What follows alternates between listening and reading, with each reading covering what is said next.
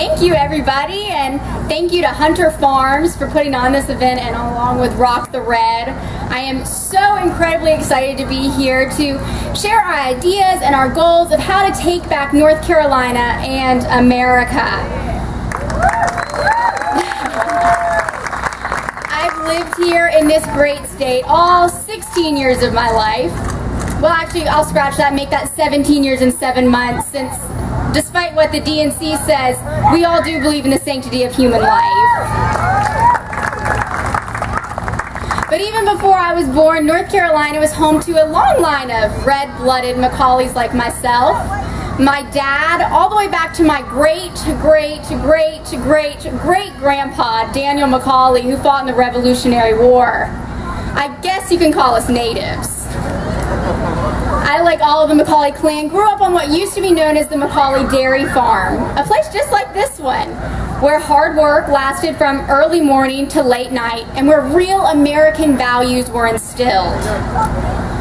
But even more than being a farming family, my family's also known for its many selfless veterans. My dad, who is a graduate from West Point, and who also served in Desert Storm. My uncle, who has served 2 times during the War on Terror, and is actually on his way to Afghanistan very soon, leaving behind his 3 children and beautiful wife for a 3rd deployment. And 3 of my 4 grandparents have also served in our military. Our brave soldiers have such a very special place in my heart because of my family's history. And to all of you here tonight who have served, I say thank you from the bottom of my heart.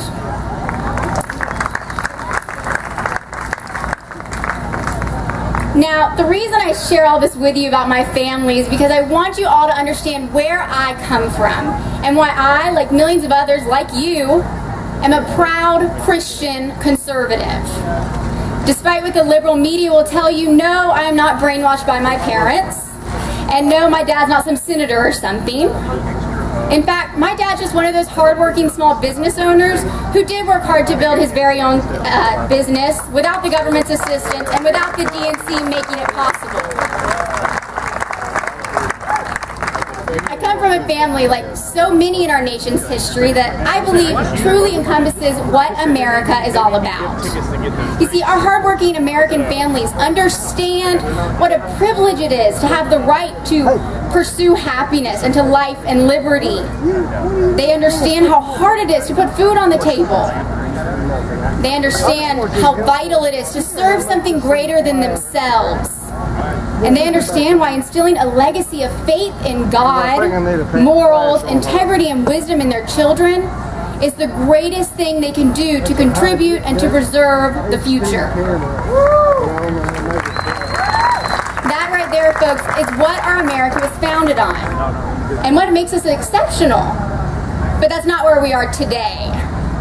Today in America, we just reached $16 trillion of debt.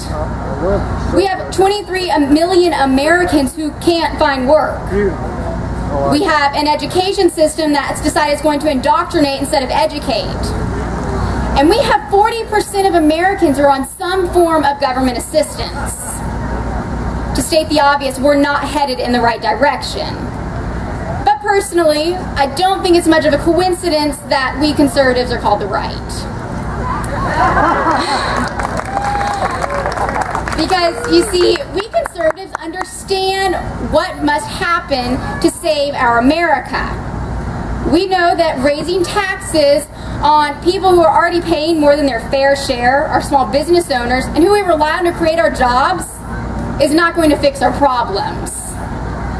We know that relying on foreign sources of oil when we have it here is insanity. We know that spending money we don't have isn't going to get us out of debt.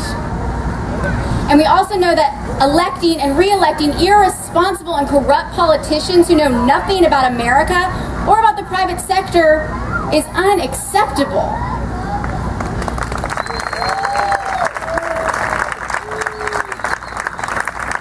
Years ago, we were promised hope and change. We were promised less debt, more jobs, and a brighter future. But that's not what we got. Instead, we now have more debt, less jobs, and a really scary future. In less than 4 years, President Obama has incurred more debt than the past 3 presidents combined.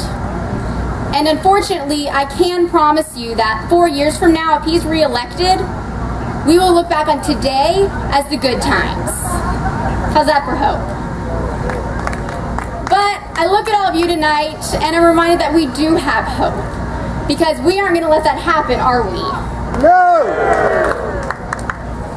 No, we're not going to let that happen. But the only way we're not going to let that happen is if we work harder for the next 66 days, I believe it is, to take back our America.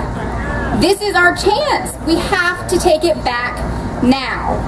Because I refuse to look back on November 6th and think, if only I'd done just a little bit more. I'm not going to do that, and I hope none of you will either. Now, I may not be old enough to cast my vote on Election Day, which is a little upsetting and kind of depresses me a little bit. But that just means I'll be making speeches, writing blogs, making YouTube videos, and working among all of you to make sure that we not only take back our federal government, but also our state and local. In 2008, even the great state of North Carolina went a little blue, and so did much of America.